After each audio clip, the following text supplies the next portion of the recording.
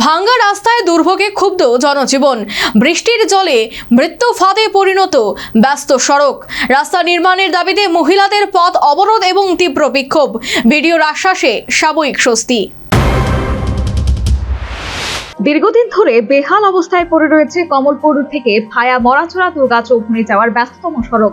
ধলাই নদীর ব্রিজ থেকে দুর্গাচৌমুহনী পর্যন্ত রাস্তার বিভিন্ন অংশে তৈরি হয়েছে বড় বড় গর্ত ও খানাখন্দ। সামান্য বৃষ্টিতে রাস্তার উপর জমছে জল, ফলে তা কার্যত মৃত্যু ফাঁদে পরিণত। প্রতিদিন ঝুঁকি নিয়ে চলাচল করতে বাধ্য হচ্ছেন সাধারণ মানুষ ও যান চালকেরা। এই পরিস্থিতির প্রতিবাদে মঙ্গলবার সকাল প্রায় 10টা নাগাদ মরাছড়া ও ছোট সুরমা এলাকার মহিলারা সংঘবদ্ধভাবে পথ অবরোধে সামিল হন। রাস্তার উপর বসে বিক্ষোভ দেখাতে থাকেন। তাদের একটাই দাবি, অবিলম্বে প্রশস্ত করে নতুনভাবে রাস্তা নির্মাণ করতে হবে। স্থানীয়দের সংশ্লিষ্ট মহিলাদের অভিযোগ, এর আগেও একাধিকবার আন্দোলন ও পথ অবরোধ সংঘটিত হলেও প্রশাসনের পক্ষ থেকে স্থায়ী কোনো উদ্যোগ নেওয়া হয়নি।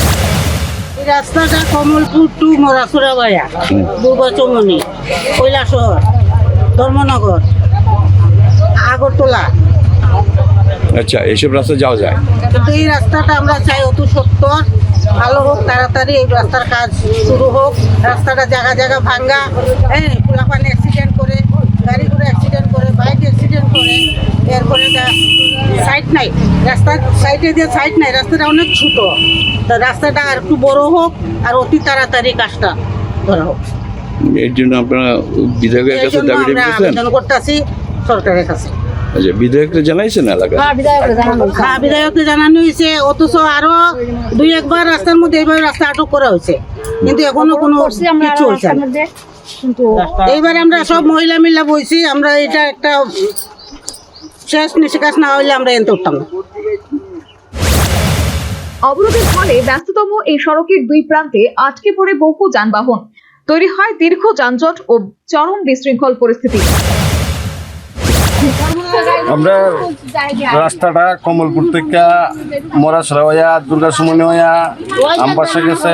আমরা গাড়ি ঘোড়ার অনেক ক্ষতি হয়, রাস্তাটা অনেক ভাঙ্গা।